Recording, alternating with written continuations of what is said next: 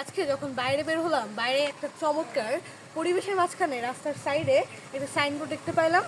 সাইনবোর্ডটা অন্যান্য সাইনবোর্ডের মতোই, তবে এই সাইনবোর্ডটাতে লেখা আছে বাসভবন তত্ত্বাবধায়ক প্রকৌশলী সওজ। এখানে আমি সওজ এই অর্থটা ইন্ডিকেট করছি, এই যে সওজ ওয়ার্ডটা আছে এইটা।